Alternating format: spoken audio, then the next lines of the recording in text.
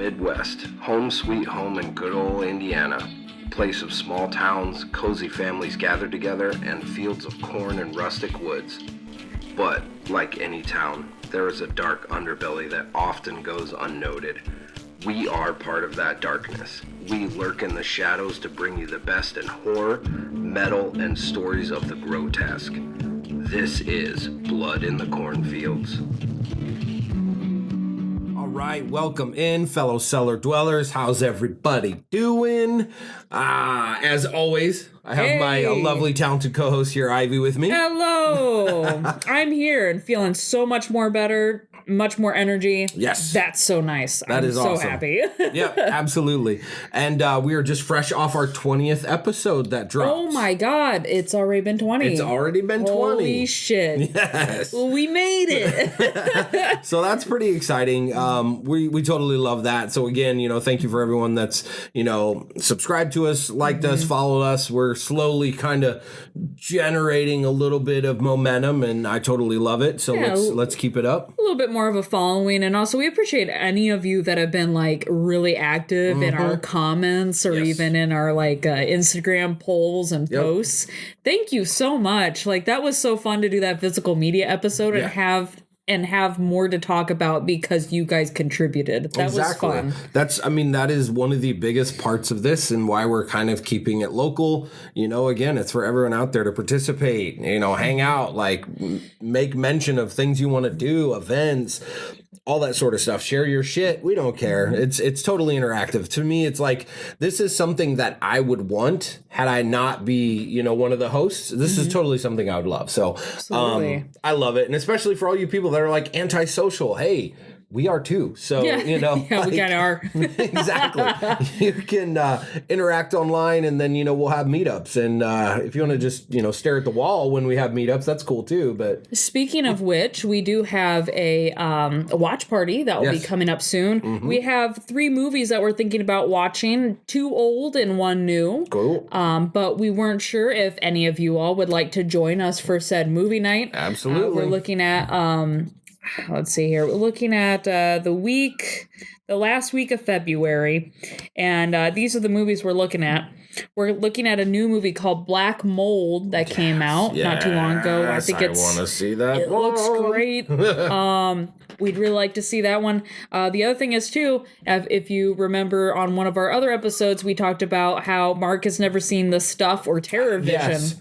And I saw somebody on Instagram that was like, because you always see those polls where it's like, my 5 movies to watch. And blah, blah, blah, blah, blah. There were just like some of my favorite that are, not as well known. The Stuff was the first one for this dude. Nice. And I was like, okay, shit. All right. That might be pretty legit. So yes. Yeah. The Stuff definitely is another one. So we'll probably take another poll and then we'll have you guys vote on it to see which one we should watch and review again.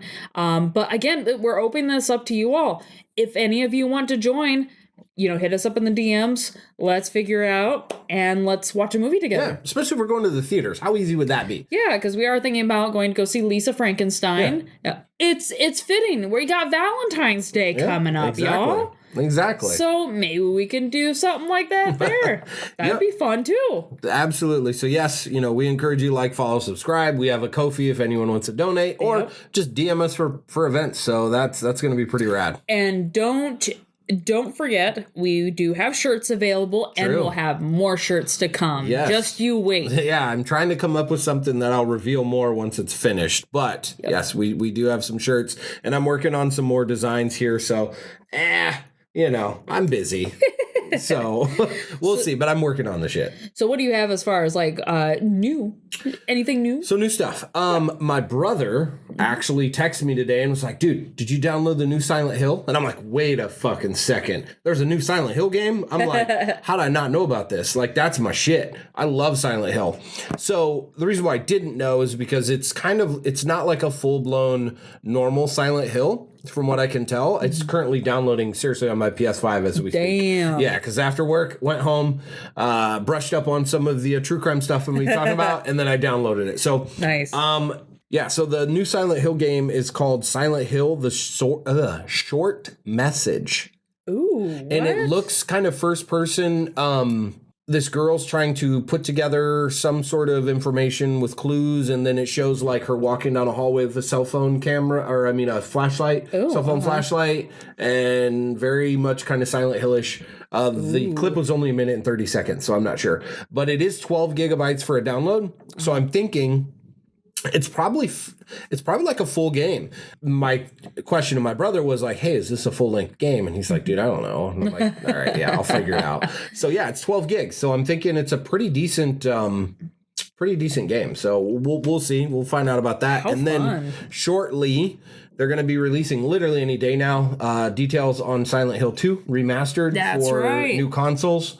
So they're going to be talking about that, which is pretty badass. I'm totally excited for that. Yeah, absolutely. On the media front, Saw X has been out for a while now. It's kind of dropped down in price a little bit, but Thanksgiving came out. Yes, it's on physical media now. Yes, I've not bought it yet. I'm trying to be good. I'm doing some other stuff. But yes, came out in physical media, I want to say 3 to 4 days ago. That's awesome. So that's probably the biggest new title that's out there. And something that's a little bit different is we've kind of not talked about metal too much. I want to kind of bring up something that's current. There's a band called Sleep Token, which is probably, well, not probably, in a lot of people's opinions and a lot of articles I've read, like the biggest, metal act for 2023. I know Spotify had them as the most downloaded.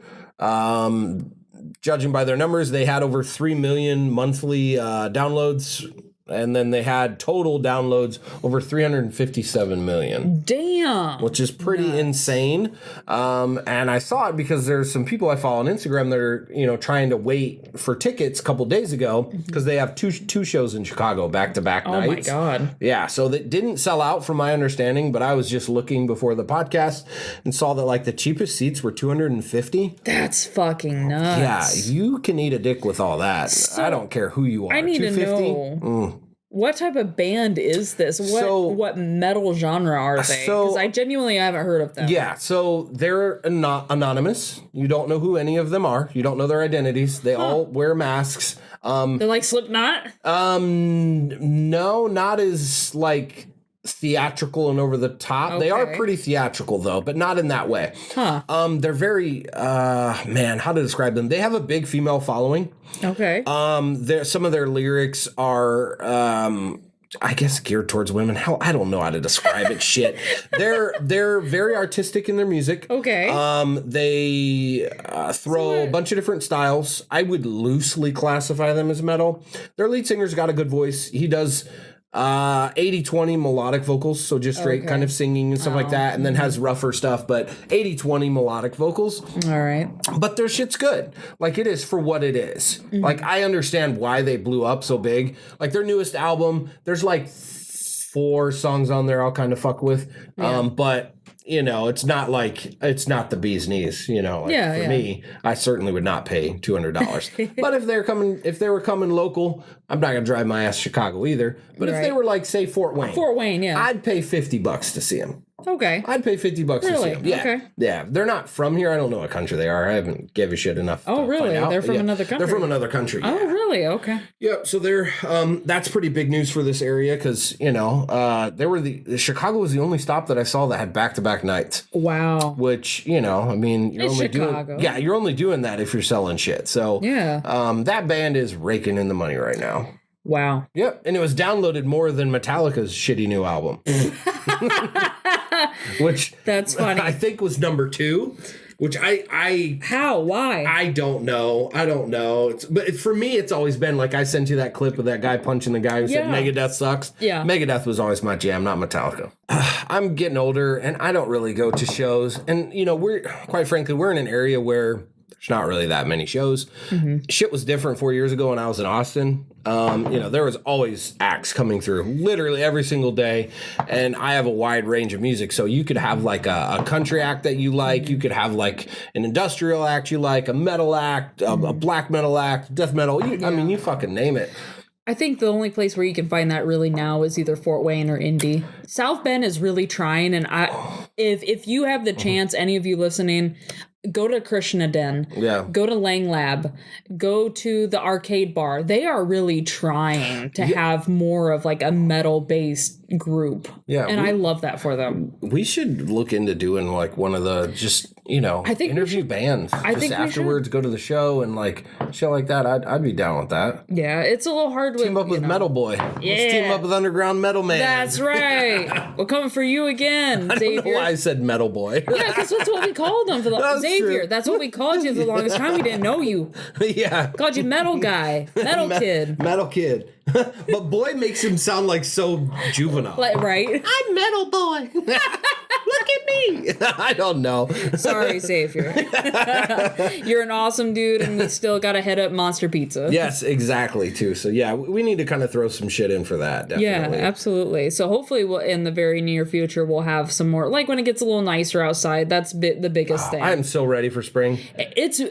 So, as of today. Smell it. I can, smell it. Yeah. As of today, it was beautiful. It was 43 or some odd degrees. In the Midwest, that's wonderful. You all know it. That's some shorts weather right there. Yes, it is. Yeah, I'm so Midwestern now. Dude, I did not have my jacket on all day. I'm so Midwestern. Oh my God, same. I was just like, this is beautiful. And then some asshole from Florida is like, it's too cold.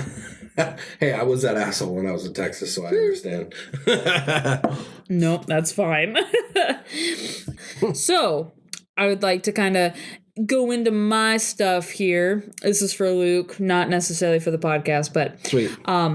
I am excited for the new Beetlejuice movie to come out. Yes. You sent me that post, and I was like, that looks fucking great. Yeah, there's a couple things, Beetlejuice, I've sent you because I like poking you and getting you going. I do. I love Beetlejuice. Like literally, Lydia Dietz is part of the reason I'm goth now. Yeah. This movie, for some people is like the most anticipated movie in like a decade. It was legit. It was on the back burner and like in hell for the longest time because it was going to be Beetlejuice Goes to Hawaii. Are you kidding me? I'm not joking you. You can look it up. He goes on vacation with Lydia. Oh my God, that reminds me of the one. It's Alive. Yes, that's what it is. You read my mind. Yeah. The third movie where they go to fucking Hawaii. It's so fucking weird. It's out of left field. The 80s. They just like vacations, man. So rad. Oh, man. Yeah, that's exactly what that reminded me of. Yeah. Taking the little fucked up baby to Hawaii. I just love the cover for that movie, too, because it's got like the It's Alive baby and like chilling on a beach. And it's like, what the fuck? I'd put like some like suntan lotion on him on his nose and stuff. That'd be so cute. But yeah, I'm really... Speaking of babies, first off, I am very excited for Beetlejuice. We'll see it, absolutely. Oh, hell yeah. But speaking of babies, my son's going to be celebrating his first birthday. That's so cool. Right after Valentine's Day. He is a Lupercalia baby. So we're so excited. His first birthday coming up. That is awesome. I can't believe it's been a whole year. Time does go by fast. And when we first started this, I was pregnant. So. Yeah, because I was like, we've been doing this, before he was even born. Yeah. Yeah, because, for those of you who haven't maybe listened to some of the first episodes, what we did was kind of like a season thing. So, we knew Ivy obviously was going to have to take, and Luke as well, too. Totally don't mean to exclude him.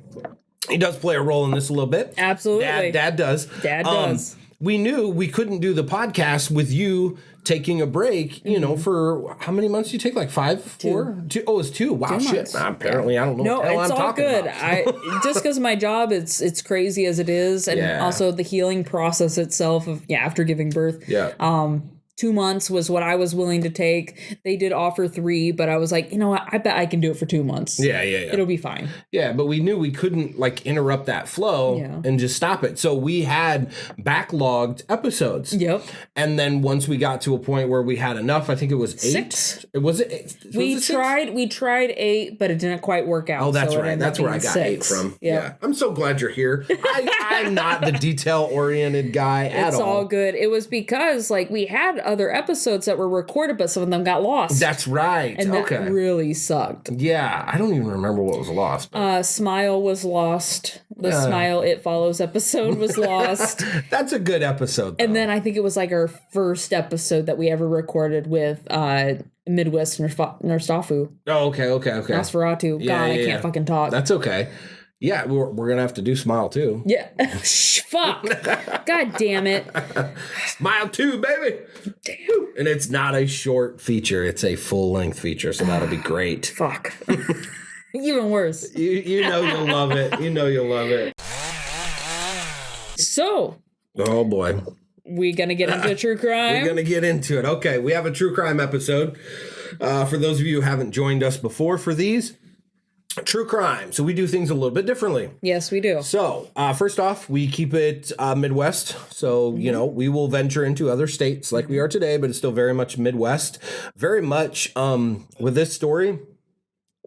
Part of the county is very much like Goshen, like Middlebury, really? Okay. You know, like Shipshewana, not Amish, but very much like flat farmland. Okay. And then the other half of the county starts to go into the Appalachian Mountains. So you're getting some minor mountains and hilly regions and stuff like that. Mm-hmm. So to get back to what I was trying to explain, we do the whole Midwestern thing, but we also try to tell things, you know, from the victim's perspective. Mm-hmm. In this case, I go away from that a little bit because there's not a ton of information about the victims and what they went through. Mm-hmm. So it's not like the Lycans episode where, you know, there was torture and all that sort of stuff. Mm-hmm. And we do that. We do that so that you guys understand that this is a human being that literally went through every single thing we talk about. Right. And you cannot forget that. We refuse to let people forget that, because if it becomes forgotten, it's gone, you know? Right. Like that's like using Blake or a loved one, for example. If I don't talk about him constantly and think about him and share things about him, then he's lost into the ether of nothingness, you know, faded away. It's your memory. It's kind of like what I say to a lot of families after a service. It's your memories that help keep them alive. Yeah, absolutely. Absolutely. So that's what we're doing here with a lot of the victims in this case. And we absolutely do not glorify these people that have done these terrible things. Done these terrible acts, committed these horrible crimes, because we don't shy away from some of the bad ones. So this one is not, it's heavy for the whole entire community that dealt with this. Mm-hmm. So it's heavy in that aspect, but I'll just get right into it. So today I am covering the Pike County Massacre. Massacre? Here, you just told me it was murders, and then you say massacre, and I'm like, God damn, okay. Yeah. Going into it heavy. Yeah, so you'll understand why it's a massacre. So Jesus. I'm going to kind of read and kind of go along and tell the story as best as I can. So please, you know, bear with me. And it's actually going to be an Oxygen show, apparently, at some point. Oxygen? Really? Yeah, I don't know if that's like I think Oxygen's like branded as like a women's network or something. That's what I always thought of it as, because it was on my grandma's They always TV. do Snapped. Like where, you know, bitches kill? Yep. That's kind of cool, though. I kind of like that. I kind of like bitches that kill. All right. So this story takes place on the morning of Friday, April 22nd. I forgot to write down the year, and let me explain something. I think it's 2016. Just to explain something, my Office 365 subscription expired, and I didn't renew it, so I typed everything out in the notes section. So I cannot go back and edit it because I'm an idiot, and it like erases everything else. Oh, that sucks. So yeah, I think it was April 22nd on 2016. So just bear with me. All right, I'm still newish at this. We're at episode 20. Exactly. Yeah, you don't like it, piss off. This is all still in its infancy. You can give us a little bit of slack. We will get better. So just bear with us. I'm gonna say it's either 2016 or 2017. I have some of the other dates, so we can just kind of thumb through it. So this takes place in the morning of Friday, April 22nd. We'll say 2017. 8 members of the Rhoden family were found shot dead in their homes. The crime scene spanned multiple family homes throughout the area. 7 family members died in 3 different homes, while the 8th died 10 minutes away. Jesus Christ. Yes. So this is like Amityville. It's pretty crazy. So yes, 8 of the same family members. Not everyone was quote unquote in the family. Mm-hmm.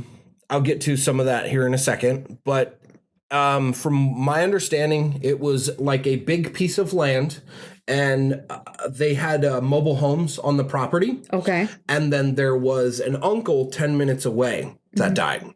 All the same family. So I'm going to kind of get into the victims and some of the names, and I apologize. It does become hard to kind of keep things straight because they're all the same family. Oh, okay. Yeah. So we're dealing with like the same last name for everyone. So found dead were 40-year-old Christopher Rhoden Sr., 37-year-old Dana Rhoden, husband and wife, 20-year-old Hannah Gilly, 16-year-old Christopher Rhoden Jr., 20-year-old Clarence Frankie Rhoden, and I'll stop there.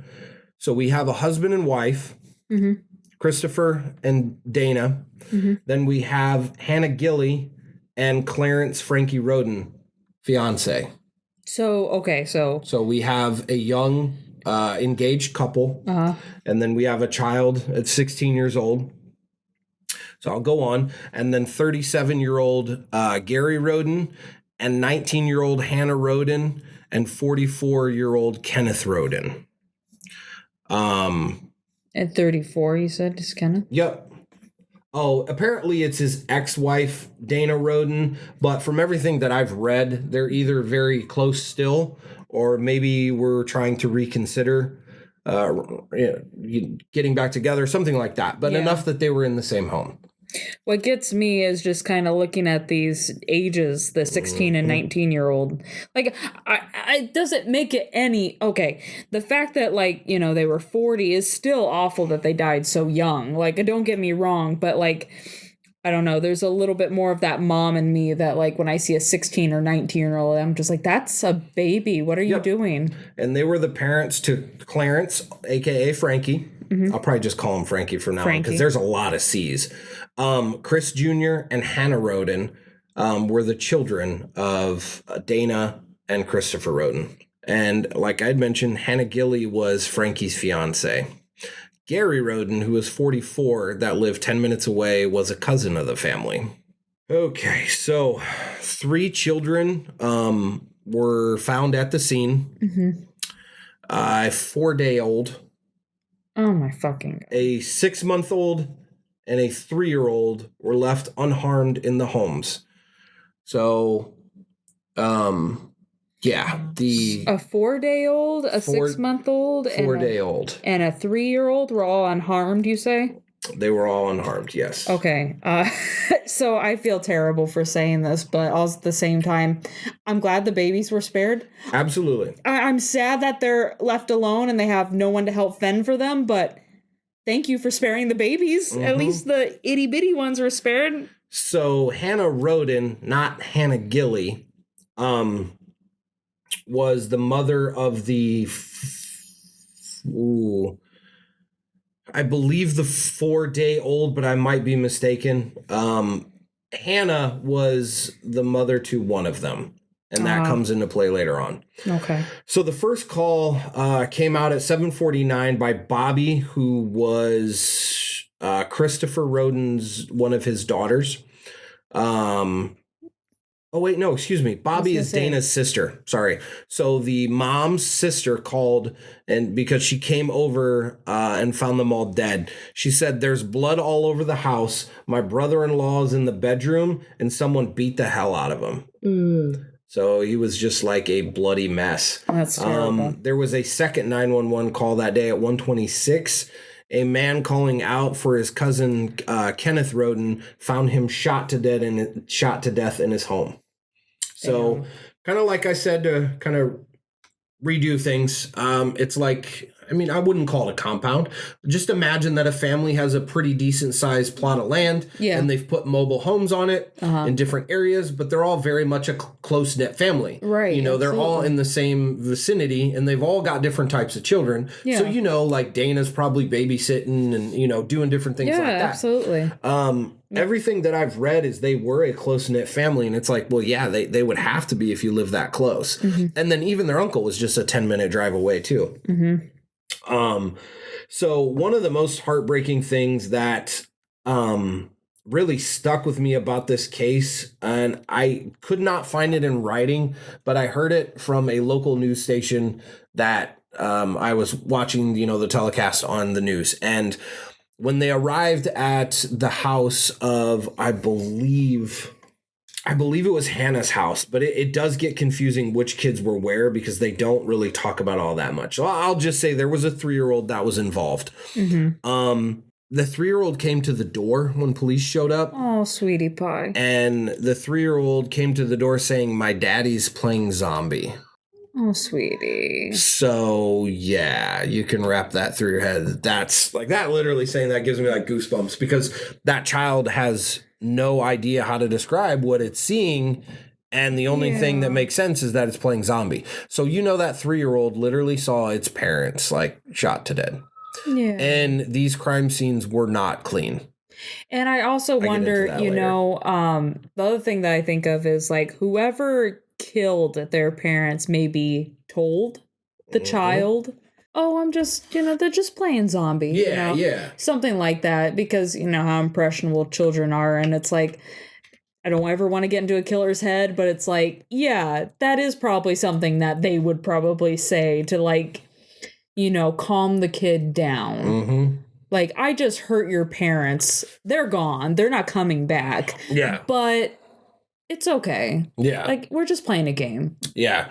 So, that's disturbing as fuck. Yeah, it really is. It's disturbing to realize, what that child saw. Mm-hmm. And then now it's, ingrained in their head forever. Like, they don't know what... I can't imagine what this poor kid is going through. I mean, if this was 2017, mm-hmm. How old are they now? Yeah. I mean, I'm not even doing the math because my head is just blank right now.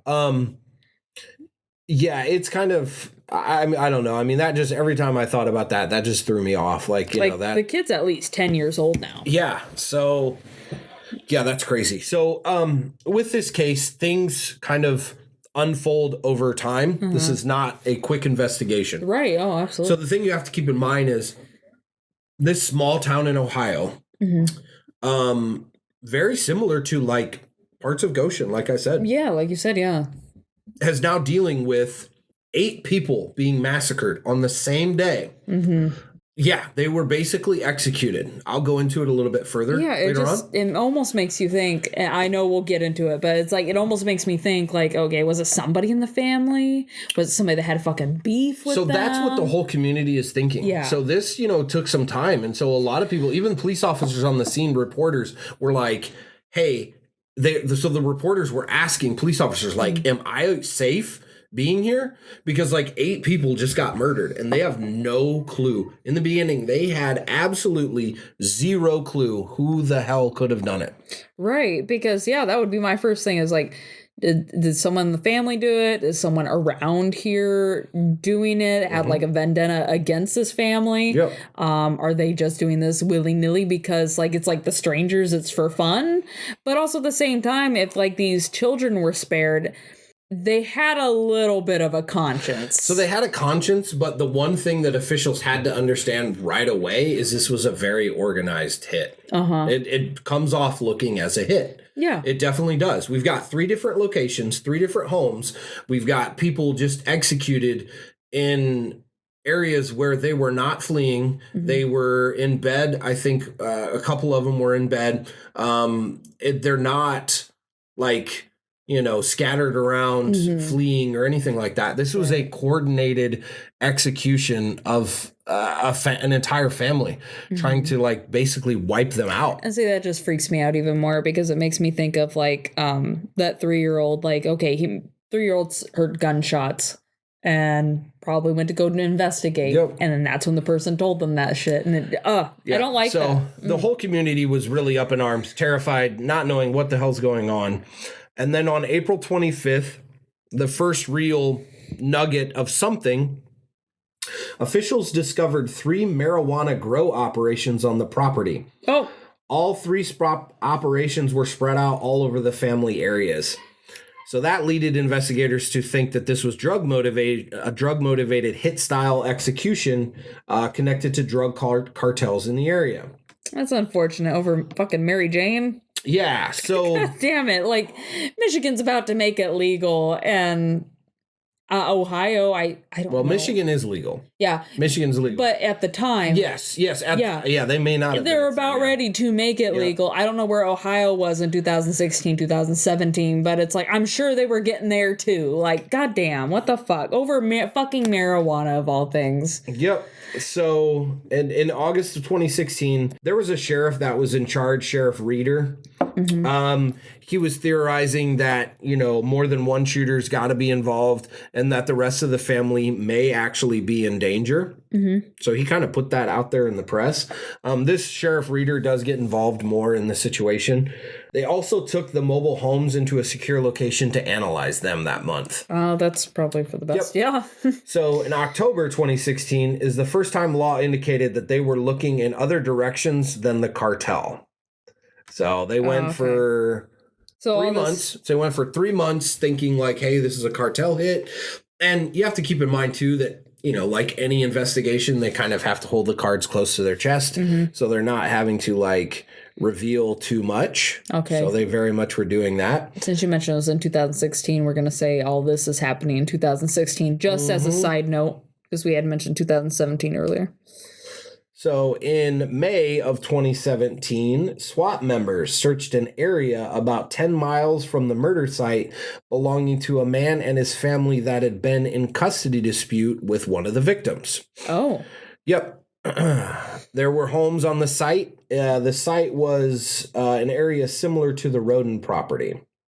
Mm-hmm. So they had land, and then they had mobile homes on it as well, too. Okay. So very kind of similar, which I'm assuming, is not that uncommon in some of these areas where land is more prevalent. Right. Yeah, so it's the Midwest. Exactly. A witness said they searched 2 large trailers and took one smaller utility trailer owned by the Wagners, which is the name of the family, a local family. So couple things to touch base on. There were some security cameras and things that were tampered with on the Rhoden property. When they did that, where they did the trailers of the Wagner family, they also went on to search the grandmother Wagner's property. Oh, Granny, what'd she do? Granny, yep. It's always the grannies. I know. So on June 19th, 2017, the Sheriff's Department reached out to the public asking if anyone had any interactions, conversations, dealings, or transactions in regards to vehicles, firearms, and ammunitions with the Wagner family.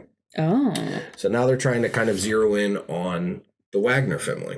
Like this is like a family against family kind of dispute that's going on. The only thing, though, that they really can kind of tie it to at the moment is like a custody dispute. Uh-huh.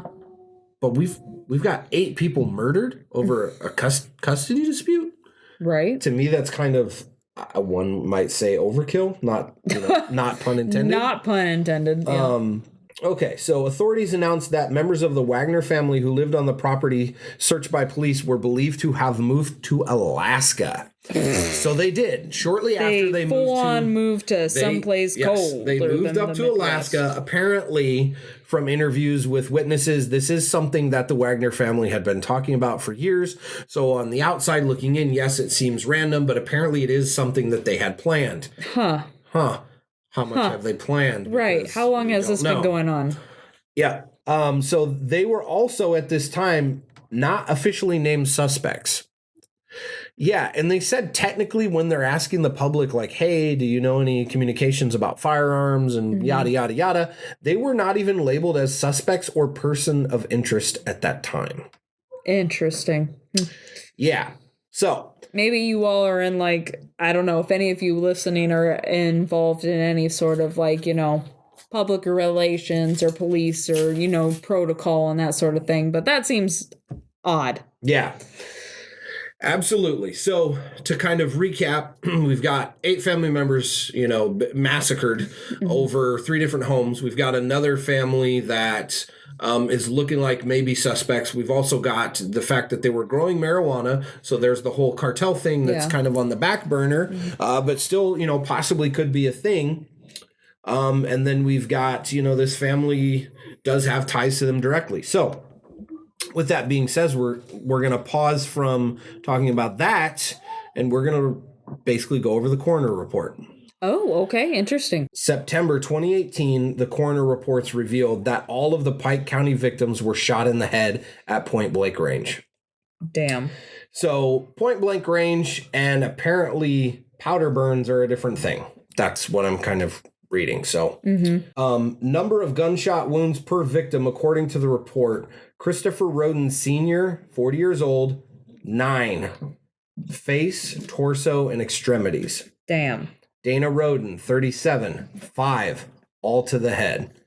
Hannah Gilly, 20 years old, 5, all to the head. Clarence Frankie Rhoden, 20 years old, 3, all to the head. 2 of those were showing contact wounds. Damn. So we're talking gun barrel to the head. Right up there, yeah. Yep. Gary Rhoden, 37, 3, all contact wounds to the head. Hannah Rhoden, 19 years old, Jesus. a mother, 3, all to the head. Jesus Christ. Kenneth Rhoden, 44, 1 to the right eye. Oh, wow. Just that's it. That's all it took. Yep. So yeah, that the coroner's report, pretty heavy stuff. Everyone shot at point blank. That's terrible. Yeah, everyone shot at point blank with multiples being gun barrel to head. That's insane to think about. To give you a little bit of some of the layout from things that I read was, so, I mean, I guess I can kind of get into this. So there's a couple things that I didn't put in my notes because it's just too long and too lengthy. So Yeah. we're honing in on the Wagner family. So why we're honing in on the Wagner family? First and foremost, Hannah and Jake Wagner had a child together. Oh. So yes, one of the Wagners and Hannah, who was killed, had a child together. I forget which child is theirs. I believe it was the 4-day-old one. But anyway, so they had a child together. The big break in the case was that really bust this wide open was in Chris and Dana's residence, there were blood shoe print marks. So those blood shoe print marks were traced back to be generic grandpa shoes, Velcro that you buy from Walmart. Oh, yeah. Well, there's not a lot of Walmarts around. So the cops were able to trace those back to the Walmart that it was purchased at and then find the purchase and find out that it was a member of the Wagner family. Interesting. Yep. So on November 13th, 2018, 6 members of the Wagner family were arrested. George Billy Wagner III, Angela Wagner, George Wagner IV, Edward Jake Wagner were all charged with multiple counts of aggravated murder. So we've got mom, dad, and brothers. Wow. Yeah. So that kind of leads to what I was saying. Edward Jake Wagner and Hannah Rhoden had a child together. They're the ones that... Oh, his name's Edward Jake. Gotcha. Yeah, we can just call him Jake. Jake. Okay, Jake. Gotcha. Yep. Rita Newcomb, who is Angela Wagner's mother, and Frederica Wagner, who is Billy Wagner's mother, were charged with obstruction of justice. Oh. So the Wagners, mom and dad, so Granny and Granny, Yeah. were being charged with obstruction of justice. Authorities announced they would seek the death penalty for all 4 family members. Wow. Yeah.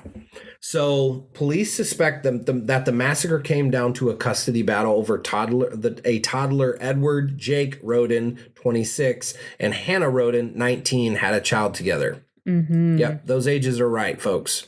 Damn. 26 and 19. Okay. So no, they had the 3-year-old. They had the 3-year-old up because it was the toddler at the time. Okay. The ages don't bother me too much because that's literally the ages my husband and I were when we first met. Yeah. But it's just the fact that, like, you had a kid with each other at that young of age, in which, you know, I'm not judging anybody's, you know, predicament or anything like that. If you were in that predicament at some point in your life. But just there does seem to be a little bit of manipulation going on there with the age gap that's there. Yep. Not saying that that's everybody's relationship, but it does seem like that, especially with this unhealthy relationship where it ended in murder, you know? Officials had evidence that showed 4 family members studied the Rhoden's habits, routines, and knew the layout of the home and property. It's alleged that the Wagners bought ammo, extra mags, bug detectors to prepare for the crime scenes. They did a little bit more than that. Oh. Yes. So the family also studied counter surveillance devices on the property, including pets, tampered with phones, cameras, home security systems, and a homemade silencer. Okay, and this is, again, we're talking about potentially all over a fucking kid. Yep. So yeah, this is all sounding very familiar, similar to Ryan Zimmerman's case. Yes, and that's what I'm kind of doing this, and I'm just thought, like, for me, the parallels are, like, it is absolute nonsense that human life is lost over such a minute detail. Ryan Zimmerman's was worse, don't get me wrong. Yeah. All they had to do was let homeboy go. Right. Just be like, hey, you know, move, pack your shit, get out of here, go back to your mom, whatever. Throw him on the street, anything, rather than just, you know, killing the murdering kid. him. Murdering him. And the same thing here. It's like, you know, you can't go through a custody, you know, for your child. Like, and not to mention, you murdered his mother. Mm-hmm. So, and it's his just whole senseless. family, like, what was the point of that? Unless you had other things that were stacked up against them, is all I can think of in my mind. Yeah. Like, what did you happen to see fucking Taken, and you were just like, I want to do that. So what? But with the whole fucking family. What I suspect is they wiped out the family because they knew they had to, because they were so close knit that if they found out who did it, the family would have retaliated. It still they would have known who did it. It still makes no sense. I mean, okay, if it's about money, if it's about money and you're trying to get fucking custody, what is worse? Fuck, I can't talk. What is worse? What is worse? Yeah. What is worse? Paying for the custody and child support and all the other bullshit, or paying for your life, your livelihood, your everything, because you fucking straight up murdered somebody. A whole fucking family. A whole family, you know? What good did that do? It's like, what a waste. Your child's mom and your child's grandparents and your child's cousin, you know, all that shit. Your child support system is gone. And because, okay, I understand it's the Midwest and you think, you know, no one's going to find out because we live in a little dinky country town. No, people are going to fucking find out. Yeah. We have better shit than what it used to be. Like, what's her name? The chick, the one that killed all her husbands. Oh, Bill Gunnis. Yeah. We can't do that shit no more. Yeah. Come on now. Yeah. It don't work that way. So, and forgive me, and we'll edit it out if I repeat myself, but they went above and beyond. The governor suspects that they basically watched this family for months. No kidding. They bought a truck.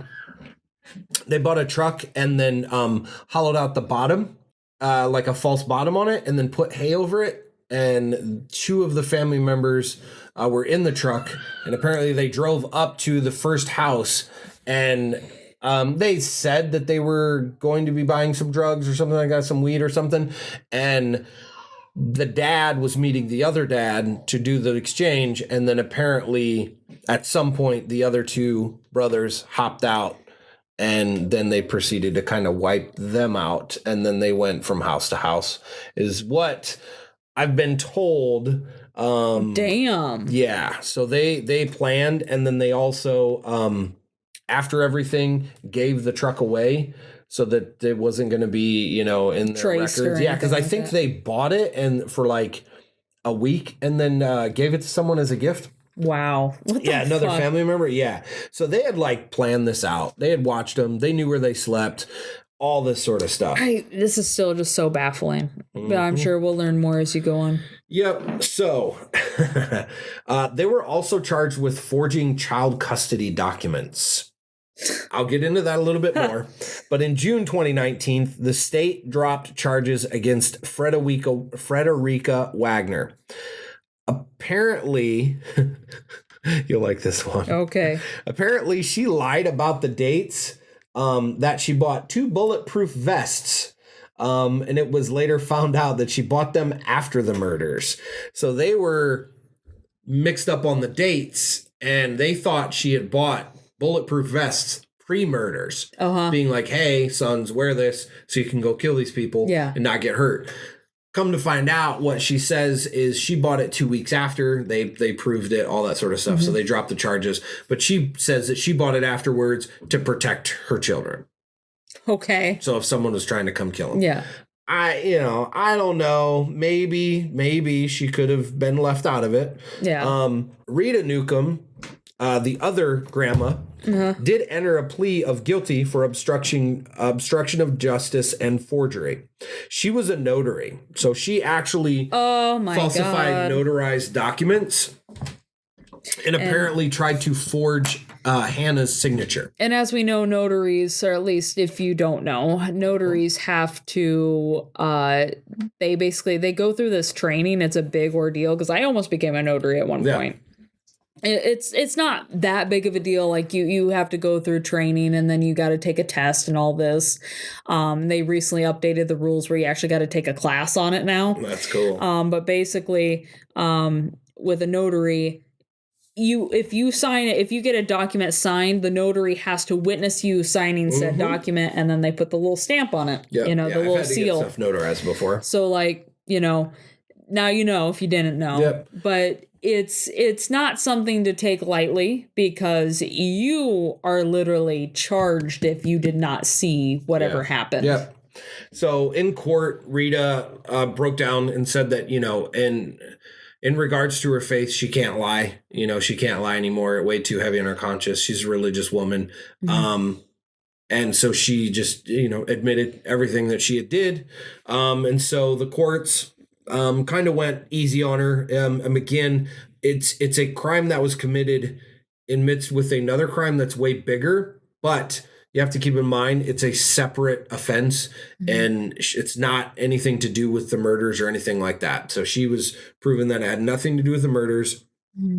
So they kind of pleaded it down to she just basically was put on house arrest. Yeah. Okay. So it wasn't like the biggest deal, but she did, break down in court and say that, her religion can't let her lie. The sheriff of this investigation was arrested in March on 2021. What? For 2 counts of felony theft. He stole drug money from the evidence areas. What? My dude, come on now. Yep. So the head sheriff, who I just found out before leaving here that the family had backup plans for murdering him, the sheriff, and the governor. Oh my God. The prosecuting attorney. What the fuck is up with these fit people? Yeah. Jesus Christ. Yep. So yeah, they were gonna take everyone out if they had the chance. What was that gonna fucking prove? Did you think you were gonna not get away with this bullshit? You're stupid. What the fuck? Yep. So yeah, he I think he was sentenced to 3 years in prison for it, and he's also disqualified from ever holding a public office position anywhere forever. Wow. So now we get to the end. How this unfolded, I don't remember the time lapse. I believe the first domino to fall was Jake. Okay. So Jake, the father. Yeah. The custody dispute. The whole man behind all of this, in my opinion. Yeah. Pleads guilty and decides to tell everything.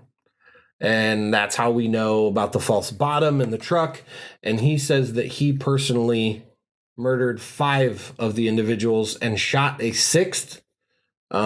Says shot, but did not kill. And he goes to testify against his family members. Oh, okay, Jake. Yeah.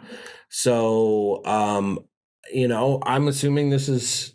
it's funny to say a religious family, because they went out and murdered. Yeah. But they do have some sort of religious roots, I believe. And I think that their conscience slowly got eaten after they realized, what they had done.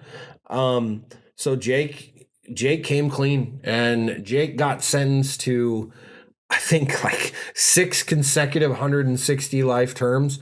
The big reason why he was pleading guilty was they took the death penalty off the table. Damn. So yeah, Jake just basically cooperated and pretty much told him everything. So that's how they got a lot of the details. And on September 2021, Angela Wagner, Jake and George's mother and Billy's wife, pleaded guilty to conspiracy, aggravated burglary, tampering with evidence, and forgery.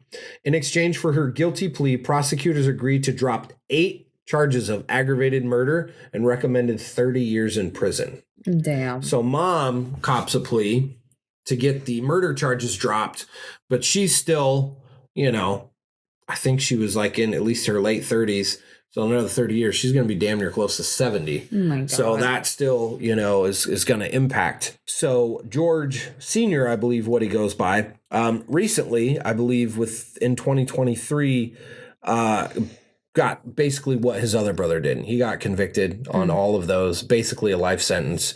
Wow. He's never going to leave. It's no parole. Shut down. Of that. Stay in there.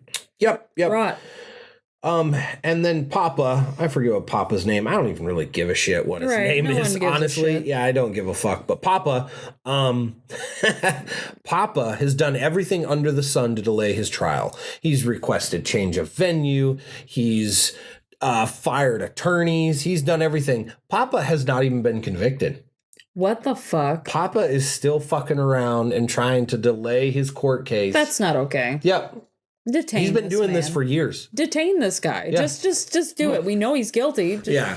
So I mean, he's been locked up. Obviously, he's awaiting trial for murder. He's been locked up, but he's just done everything under the sun to delay, stall the process, and even as of everything I could find up to yesterday, last week, he has not been sentenced. Jesus. But he's going to get the same shit. Oh, yeah. He's going to get the same shit. Papa, you're close to death anyway. Just let it go. Yeah.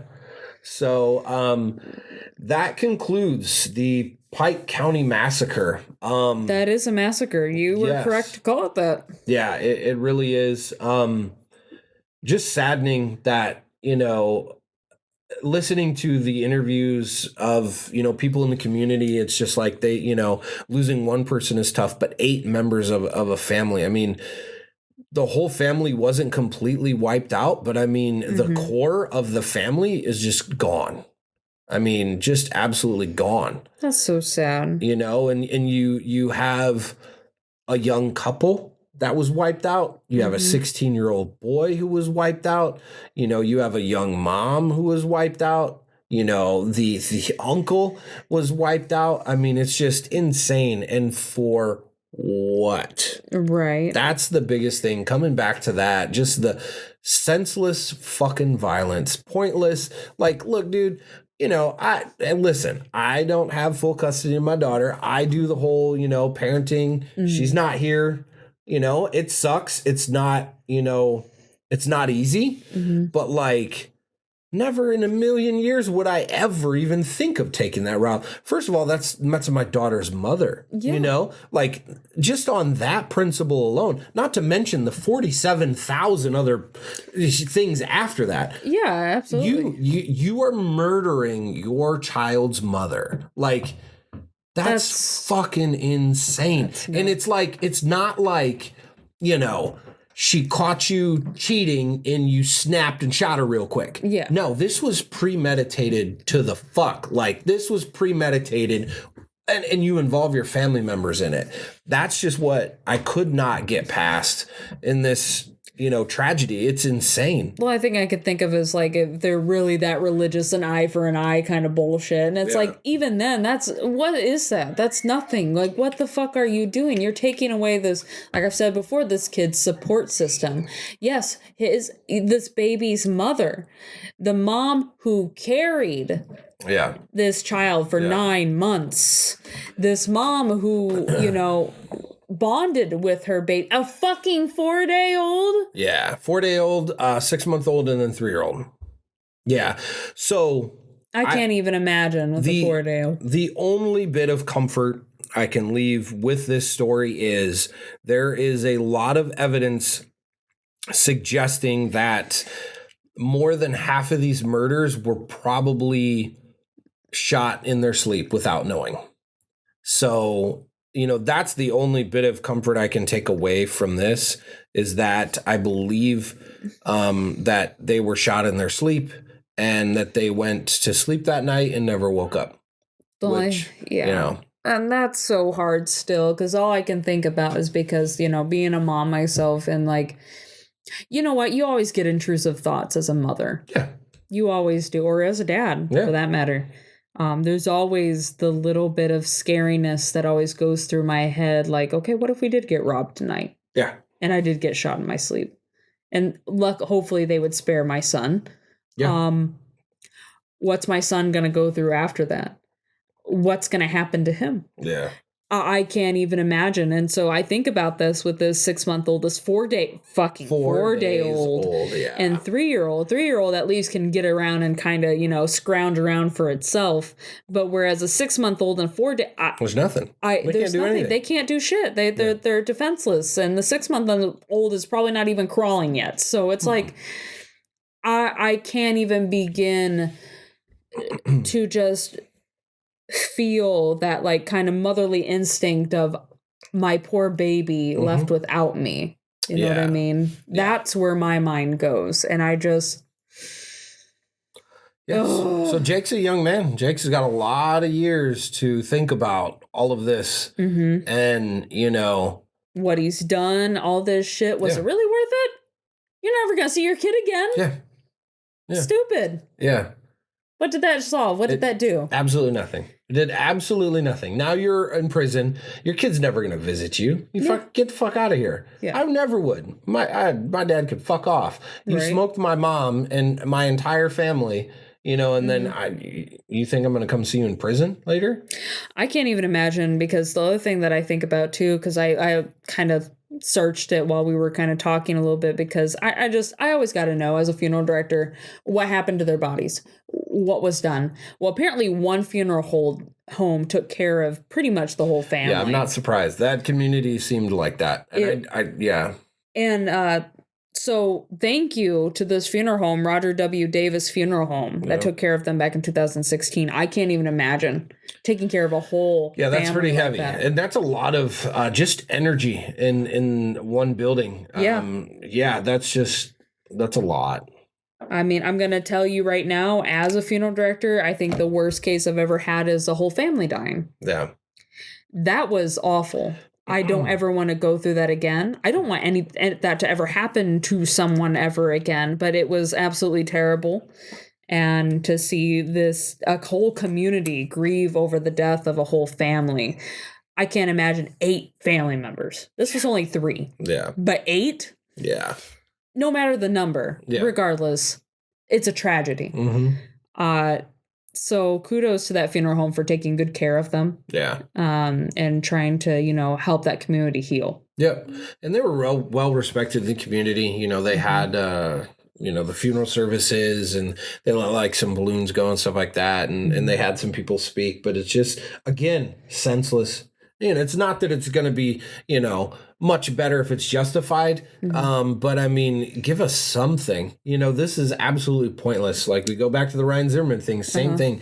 Absolutely just fucking pointless. I don't give a shit that there was probably something going on between Jake and Hannah for a while. Maybe there was beef. Tensions happen with in-laws and that sort of bullshit. And there was tension between them. They had actually, I believe, been together since Hannah was 14. Oh, it's some say 13. I don't know.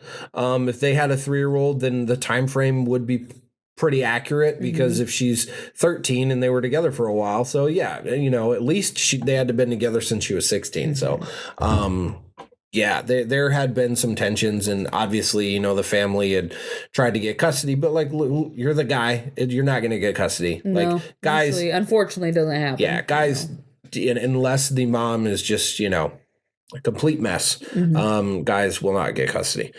So, but yeah, it's just, It's insane. Another tale of just senseless death. It's hard to even fathom, really. No, it really is. I'm still kind of reeling from it, just taking it all in, and I'm sure you guys are too, just listening. This is just unfortunate, and my heart goes out to this particular Rhoden family and the babies that are left behind. I know you're not, if this ever reaches the kids, I feel for you. I'm so sorry, babies. I'm so sorry this happened to you. I'm sure you're much older now. You're not babies anymore, but you're somebody's babies. Yeah.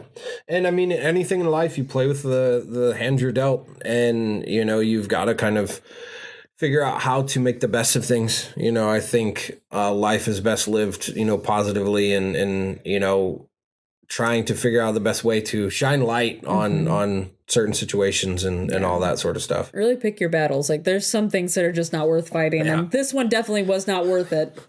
No. Sorry. Not at all. Not at all. So hopefully that wasn't too heavy for you all. Yeah. Yeah, I do doozies. That's all. That is something you like to do, is doozies.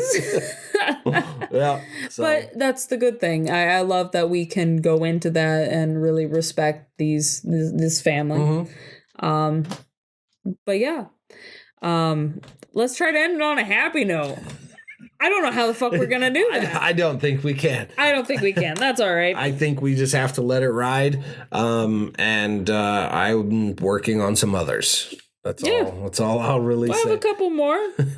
Maybe even a part 2 of our Hobart Freeman one. Yeah. I've gotten a lot of requests for people to actually do a part 2. Sweet. So that'd be awesome. Let's see if we can do it again. Sweet.